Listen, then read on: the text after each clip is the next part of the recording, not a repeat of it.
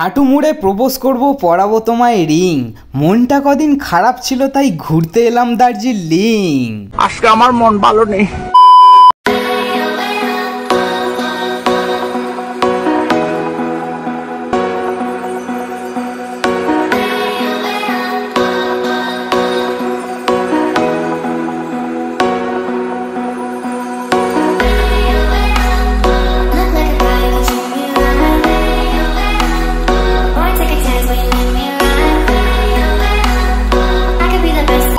ভোর 6টা বাজে গাইস, আর আমি বেরিয়ে পড়েছি। সরি, আমি একা না, আমার সাথে আছে তোমাদের দীব্র। অ্যাকচুয়ালি সকালের ট্রেন ছিল মর্নিং ওয়াকে যাওয়ার, তাই ভাইয়ের বাড়ি রাত্রিরেই স্টে করেছিলাম। যেহেতু কয়েকজন মিলে যাচ্ছিলাম তাই আমাদের বলা হয়েছিল তাদেরকে ঘুম থেকে ডেকে দিতে, তাই আমরাও জাগতে রাহো করছিলাম। কিন্তু ভোরের আলো ফুটতেই দীপ বলে তোর জন্য একটা গিফট আছে বলে আমার কাঁধে একটা আমার ওয়েটের থেকে বেশি ব্যাগ চাপিয়ে দেয়। আমার পিঠে এই যে ব্যাগটা দেখছো, এই ব্যাগটার কারণ হচ্ছে এই ব্যক্তিটা। তুই বলেছিলিস যে আমার জিনিসপত্র যদি ব্যাগে থাকে তাহলে তুই কাঁধে ব্যাগ নিবি, তোর জিনিসপত্র আমি নিয়েছি। দুজন মিলে শান্তিতে হাঁটছিলাম, হঠাৎ করে মেনেলাও ফোন করে বলে ব্রেসবি স্টেশনে ট্রেন 7 মিনিটে ঢুকবে। তারপর দুজনে 10 কিলোমিটার ম্যারাথন দৌড় দেওয়ার পর স্টেশনে পৌঁছে দেখে ভিলেন হিসাবে এই ট্রেনটা দাঁড়িয়ে। ওপারে ট্রেন ধরার জন্য আরো 500 মিটার দৌড়াতে হয়েছিল। অবশেষে ঘুরতে যাওয়ার জন্য অনেক ঘুরে অ্যাটলিস্ট পৌঁছে গেলাম আমরা শিয়ালদা স্টেশনে। ওখানে গিয়ে আমাদের ব্রেকফাস্টের জন্য জেঠু কলা নিচ্ছিল, সেটা দেখে সবার মুখে স্মাইলটা দেখার মতো ছিল। অ্যাকচুয়ালি বাঁদরদের কলা তো ভালো লাগবেই, কিন্তু সুমনদার হাসিটা একটু বেশি আসছিল যেহেতু কলার সাথে গভীর সম্পর্ক আছে। তুই সমঝা? নাই, তুই সমঝা নেই। এরপর বাইরে চা খাওয়ার জন্য বেরিয়ে দেখি এত ব্যাগ, কারণ আমাদের মধ্যে উপস্থিত হয়ে গিয়েছিল অ্যান্টি ভাই আর ওভার অ্যাচিভার। আর একজনের আসার কথা ছিল, সে যতই বলুক ত্রিপুরার নাম্বার 1 ব্লগার তো সামনেই, কিন্তু সে উপস্থিত হতে পারেনি। অ্যাকচুয়ালি সে ঘুমিয়ে পড়েছিল।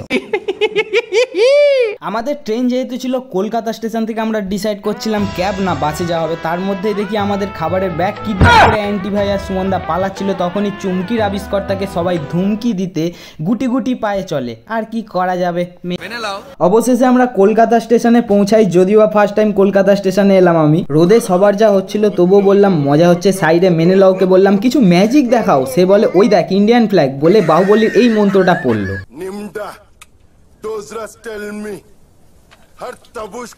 এরপর দেখলাম মুখ দিয়ে দার্জিলিং এর ওয়েদার বার করছে। সবাই ব্লগ বানাতে ব্যস্ত থাকলেও মেনেলাও এর হিডেন ট্যালেন্টটা আমিই বার করলাম। রাত জেগে আর হাঁটার পর যখন ক্লান্ত ছিলাম, অ্যান্টি ভাই আমাকে হাত দিয়ে ডাকে উৎসাহ দেওয়ার জন্য, বলে কোথায় যাচ্ছি আমরা। আমি বলি নন্দিনীদির কাছে, জেফার এসছে, তোমাকে ওখানে নিয়ে যাওয়া হচ্ছে।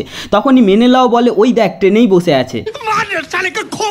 ট্রেনে উঠে শান্তিতে বসেছিলাম, মেনেলাও কলা নিয়ে বলে এটা তোর। তখন আমার রিয়াকশনটা ঠিক এরকম ছিল, বেঁকিয়ে একদম জলে ফেলে দেবো। সেই বলেছিলাম মেনেলাও এর কলার সাথে আলাদা একটা সম্পর্ক আছে। পিছন দিক দিয়ে কলা বার করে সার্ভ করার সময় বুঝতে পারলাম, তাহলে ভাবো কত কলা।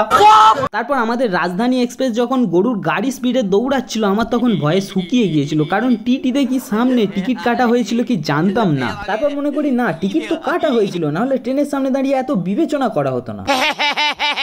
এরপর মেনেলাও বলে তালি মারবো, কিন্তু টাকা নেবো না, আশেপাশে দেখে নিয়ে তালি মেরে অ্যাক্টিং করে গান করা। সেটা শুনে আমাদের অ্যান্টি ভাই ঘুমিয়ে পড়ে। তারপর যখন তাকে জিজ্ঞাসা করি ঘুমিয়ে পড়েছিলে, এতক্ষণ হট করে জেগে গিয়েছে। ঘুমাই না, আমরা সবসময় জেগে থাকি, অল টাইম একদম পুরো ফুল চার্জে।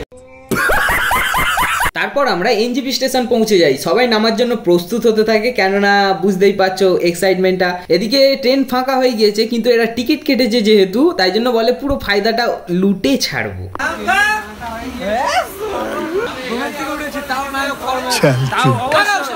চলো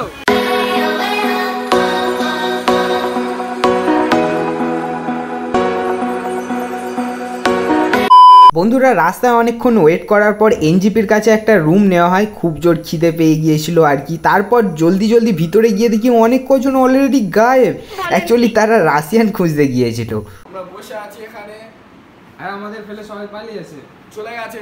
কি সব রাশিয়ান খুঁজতে গেছে, জোর সে বল কে লোগো কো স্কিমে বাতা দে। তো গাইস চলো ওরা কি খুঁজতে গিয়েছে খুঁজুক, আর আমি তোমাদের রুমটা দেখাই। অ্যাকচুয়ালি এটা হচ্ছে আমাদের রুম, আর এই হচ্ছে আমাদের ব্যালকনি। ব্যালকনি দিয়ে এনজিপি স্টেশনের আর আশেপাশের এলাকার সুন্দর ভিউয়ের মজা নেওয়া যাবে। তারপর অনেকক্ষণ বসে থাকার পর আমাদের জন্য ডিনার চলে আসে, আর ওরাও অনেক ঘুরে রাশিয়ান খুঁজে না পাওয়ায় রুমে চলে আসে। তারপর আমরা সবাই একসাথে খেতে বসে যাই, আর খাওয়া দাওয়ার পর একটা টানা ঘুম দিয়ে সকালে রুম ছেড়ে বেরিয়ে যাই। কোথায় আমরা এখন মন্দারমণি আমার মাথা খারাপ হয়ে যায়গা মন্দারমণি যাচ্ছি তো মন্দারমণি দার্জিলিং বাঙালির ইমোশন চলো বাঙালির ইমোশন নিচে নামার সাথে সাথে দেখি আমাদের জন্য আমাদের সাওয়ারি চলে এসেছে, তারপরেই দেখি আমাদের মধ্যে হাজির হয়ে গিয়েছে ত্রিপুরার নাম্বার 1 ব্লগার টিভি র।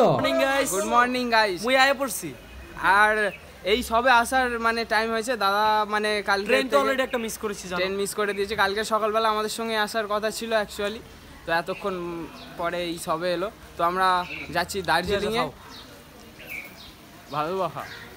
ভালোবাসা স্প্রেড, ভালোবাসা ছড়িয়ে দাও, ভালোবাসা চল এখন ওইখানে গিয়ে ভালোবাসা হবে। তারপর আমরা গাড়িতে উঠে গেলাম, উঠে দেখি দীপ ভাই আগেই জানলার পাশে সিট নিয়ে নাচতে স্টার্ট করে দিয়েছে। সেটা বড় কথা না, এরপর গাড়িতে খাওয়ার জন্য আমার কাছে রাখতে দিল খাবার, জলের জার। আর এই জারের কাহিনী আমি আর দীপ ভাই একমাত্র জানি। তো প্রায় দার্জিলিং পৌঁছানোর সাথে সাথে দেখতে পাই চা বাগান, দূরে পাহাড়ও অল্প অল্প বোঝা যাচ্ছিল। আর এই সুন্দর দৃশ্যের মজা নিতে নিতে পৌঁছে যায় একটা ঝর্ণার কাছে। অল ওভার ভিউ দেখে বেশ মজা লাগছিল, তাই গাড়ি থেকে নেমে সবাই একটু ফটো তোলা আর ভিডিও করতে লেগে গিয়েছিল। আর আমিও সেই ফিল নিতে চলে গেলাম ঝর্ণার কাছে, গিয়ে কিছু ভিডিও করলাম আর ফটো তুললাম, বেশ মজা লাগছিল। তারপর আর একটু ওপরে ওঠার চেষ্টা করছিলাম, সাথে সাথে চলে এলো দীপ আর তন্ময়। বেশিক্ষণ থাকতে দিল না, মেনে লও বললো গাড়ি ছাড়বে, তো আমরা চলে এলাম। তারপর ওখান থেকে বেরিয়ে ভিউয়ের মজা নিতে নিতে মেঘের রাস্তা দিয়ে যাচ্ছিলাম। তবে তোমরা এই ওয়েদার দেখে ভেবো না যে সবে সকাল, অ্যাকচুয়ালি দুপুর 12:30 বেজে গিয়েছিল তখন। জায়গাটা যেহেতু সুন্দর ছিল তাই বেশ ভালো লাগছিল। জ্যামে অনেকক্ষণ দাঁড়িয়েছিলাম যেহেতু, সাথে সাথে ওখানকার একটা ঐতিহ্য দেখতে পেলাম, টয় ট্রেন। যদিও বা ওঠার ইচ্ছা ছিল কিন্তু মানিবে একটা কথা শুনছিল না, তাই গাড়ি করেই পৌঁছে গেলাম আমরা যে হোটেলে স্টে করব সেখানে। ওখানে রুমের ব্যালকানি থেকে ভালো ভিউ এলেও রুমটা দেখে সবাই গুম হয়ে যায়। দীপ ভাই জানলার দিকে তাকিয়ে অন্য দুনিয়ায় হারিয়ে গিয়েছিল, মেনে লাও চুপচাপ বসেছিল মাথা নিচু করে, আর ওদিকে আমাদের আন্টি ভাই আবার হোটেলে এসে ঘুমিয়ে পড়েছিল। তারপর ওখান থেকে ফ্রেশ হয়ে কিছু খেয়ে বেরিয়ে পড়ি মল মার্কেটের দিকে ঘুরতে, কিন্তু এরা আবার ফটোগ্রাফি স্টার্ট করে দেয়, কোনো সমস্যা নেই। তারপর আমরা গেলাম ওখানকার ফেমাস রেস্টুরেন্ট হোপের সামনে। ওখানে গিয়ে দীপ ভাই খুব হাসছিল আর আমার প্যান্টের দিকে তাকাচ্ছিল। তো গাইস ব্লগটা এখানেই শেষ করছি। পার্ট 2 যাতে না মিস হয়, চ্যানেলটা অবশ্যই সাবস্ক্রাইব করতে ভুলো না, আর কমেন্ট করে জানিও এরপর আরও অস্থির জিনিস হতে চলেছে। ততক্ষণ স্টে টিউন।